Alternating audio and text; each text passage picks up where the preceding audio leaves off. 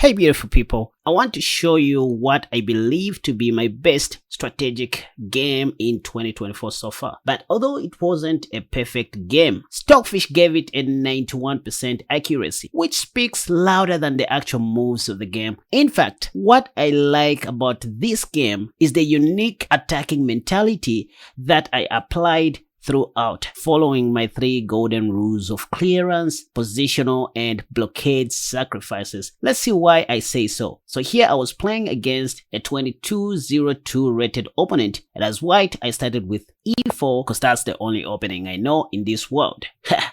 Anyway, my opponent played e5, and then I played knight to f3, knight c6, and then bishop c4. Now hold on, I just want to make something clear here. I did not say this was my best game ever. Note the phrase best strategic game. So strategic in terms of planning, preparation, and just the kind of eyeballs I had to put on. Anyway, simple Italian game so far. My opponent responded with knight to f6 because what else? So now we see the 2 knights defense on the board. And you know what? I just realized that I should have tried the fried liver attack or the lolly attack even better. But anyways, I just got short here, waiting for black to play bishop c5, which he did, because against this line, I only know one aggressive gambit called the deuce gambit, which begins with the move pawn to d4. And that was my first tricky move. Now I want you guys to get your notebooks as well as your ballpoints to start writing down some of these important hints and notes that I'm going to be giving you throughout this video. So this is my first tricky move. You can see right in the opening stage, I begin attacking my opponent, increasing his chances to blunder due to overthinking. Now in this position, there's only one correct move, which is bishop takes d4. But if you haven't studied this line, you'd play what my opponent played here, e takes d4. But hey, before I show you how the game continued, let's go back one move. Remember to keep this position in your mind. I just want to show you what else can happen in case white took with the knight. So knight takes d4 is not good due to knight takes e5, taking back my pawn. And after castle shot, the top played move, I was going to play bishop e3, attacking the dark squared bishop on c5, not the knight, because everyone can see that. Of course, this knight is attacked twice, well defended once, and that's why most black players here play knight e6, trying to defend their bishop strategically, but that fails due to bishop takes e6 first, and now it's time to grab this free bishop on c5. So what do? Black plays an in-between move, bishop takes e3, but that doesn't help because of bishop takes f7 check, and after rook takes a desperado move, I take back with my knight, attacking the queen of course.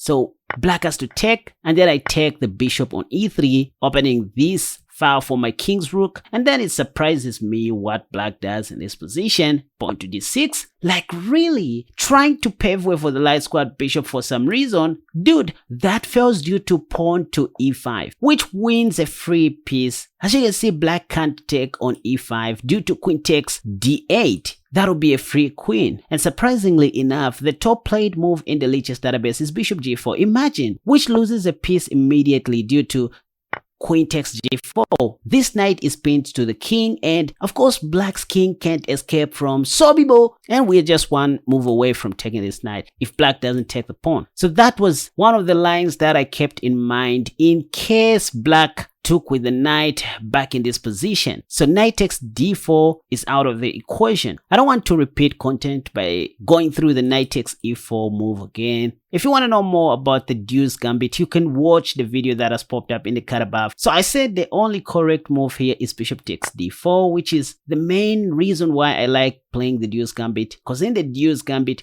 we kind of force black to give up his bishop pair very early in the opening stage, but that's not very bad for black though. So the line continues as follows: knight takes, knight takes. Now here what I like doing is going pawn to f4 immediately, inviting d6, and then just simplifying the game overall. Pin the knight on f6 because I'm just gonna take, right? And after something like bishop e6, the top played move, instead of taking, I develop my queen's knight with tempo so that if black takes me, I put my knight on the most active square. This knight is pinned. I'm about to play pawn to c3 and maybe develop my queen, develop my a rook, take on f6 and put more pressure on the f6 weakness later on, and not forgetting to play king h1 in the near future. This can be anyone's game with perfect play, but you have to take risks. Anyway, in the actual game that I'm showing you, after I played pawn to d4, my opponent took with the pawn, just like I showed you, after which I played pawn to e5,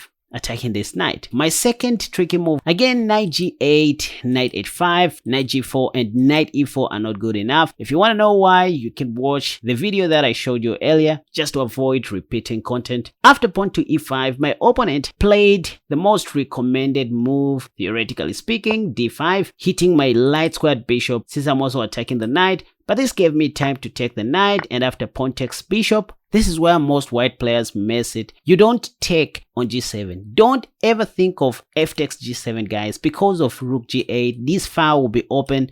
Remember, you have already castled short, and there's this attack coming in the near future. Maybe the knight will join in, the bishop, the queen. I mean, come on. Don't ever think of playing f takes g7 in the deuce gambit, even in the max range attack. And this is called the max range attack, by the way, at this point. So the move you want to play is this in between rook e1 check. And the top played move here is bishop e6, which I was expecting to see. But even after this, I was preparing to go knight g5. And if white played the top played move, queen takes f6, I was just going to, get rid of one of the bishops.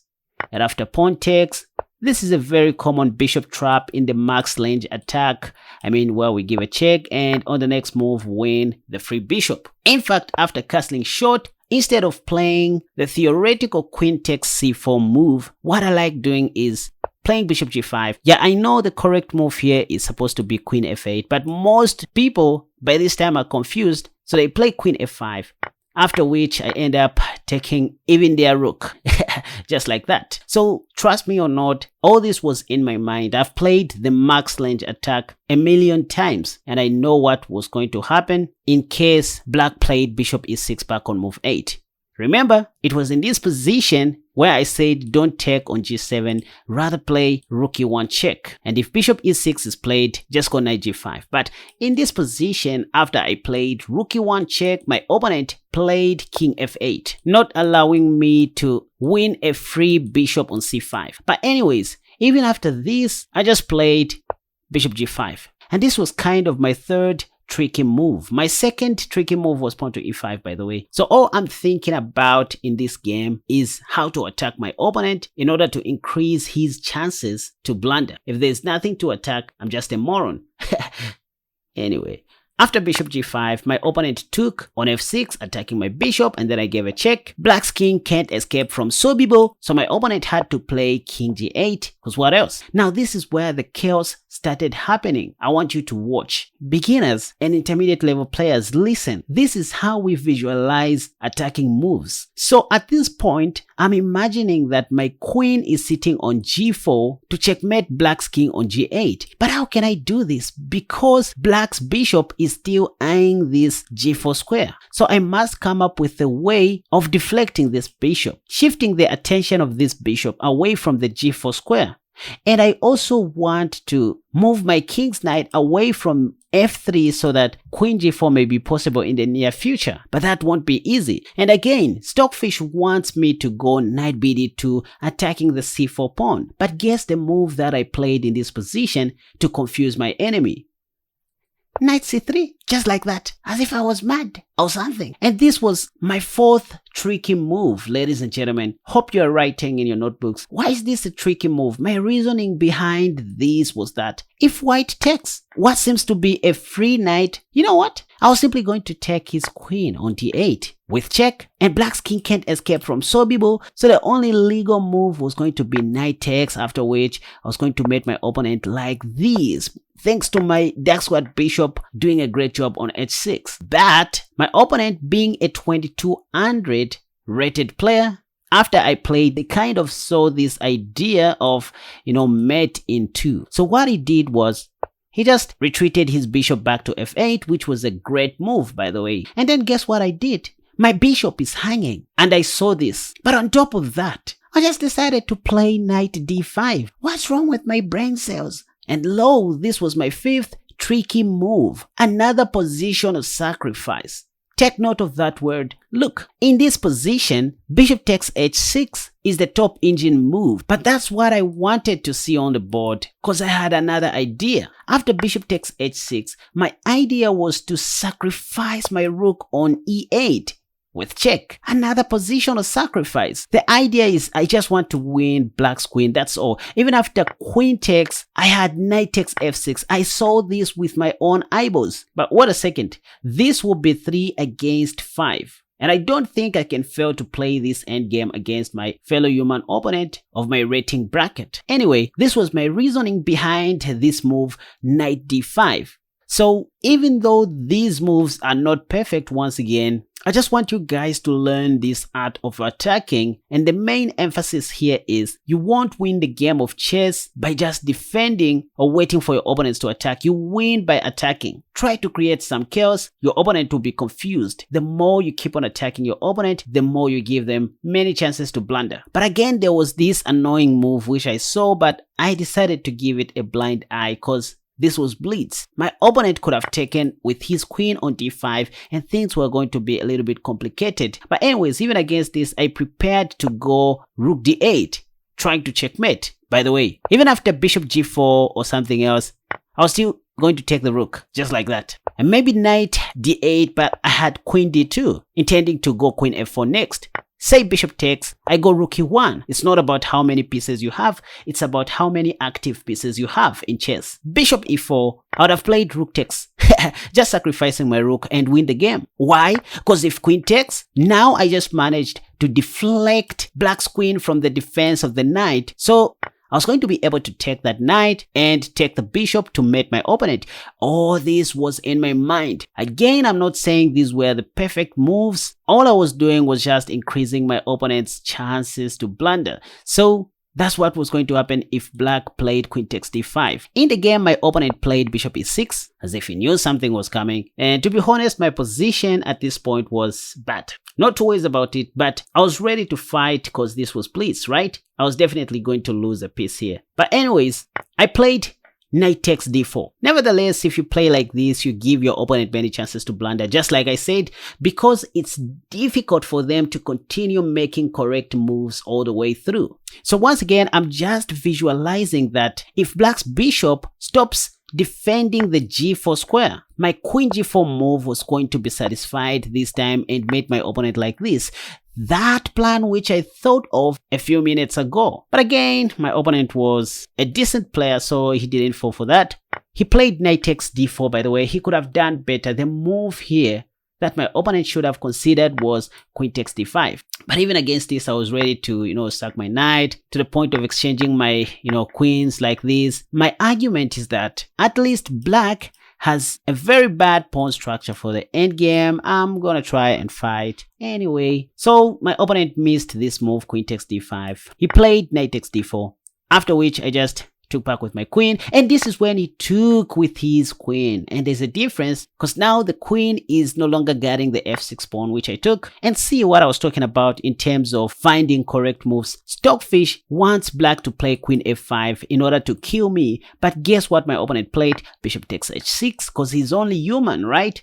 And I took the bishop, he had no time to think, and then the rest became history after queen f5. You know what I did? I just played rook e3, and from here, if I turn on the evaluation bar, you can see that besides being down a piece as I intended, I have a winning position. The plan was to pin black's queen in case of queen g6. So my opponent played f6 and then I played rook g3 check, and from here, I just started playing the top engine moves as usual. Because I'm winning, I took the rook, and it was just a matter of technique, before finding the right moment to checkmate my opponent. By the way, look at this move. Again, the top engine move, pawn to a4, sacrificing a pawn. My idea was after queen takes a4, I wanted to play pawn to b3, but due to time trouble, I decided to fancy a little bit with a move, queen e8 check. And this didn't end very well, but I managed to destroy my opponent like this. By the way, see how I sacrificed my rook for the bishop? Why? Because when you're up material or when you have a positional advantage, you have to exchange big pieces and not pawns. You have to keep pawns for the end game. Especially if you are a piece up, if you keep on exchanging those big pieces, it means you are going to remain with an extra piece like the way I remained in the end game. And most importantly, the secret is to involve your king in the end game. Your king becomes an attacking piece. If anything, it should be in front of your pawns. Guys, listen, in the end game, stop playing with your pieces, give it a chance. Play with your king. And this is what we were doing with my opponent. You can see he also did the same. And only after stopping my opponent's king, that's when I involved my rook and start, capturing all the pawns. It didn't go well, but I managed to win like this. Look what I did. Created this kind of blockade so that my opponent's king can't move forward, and then my pawn is going to promote with no any obstacles on the way. I chopped off all the pawns, and then it was just a matter of time before checkmating my opponent in a bicycle way. Anyway, hope you guys learned one or two things. Not the perfect game in this world, but key takeaway: always attack. Try to find attacking moves, even those that maybe Stockfish doesn't even like, because it's such kinds of moves that confuse human opponents. Be sure to hit the like button and subscribe. Also follow me on Patreon, where I post other premium content and my long form videos. You know what? Take care and have a wonderful day. Bye bye.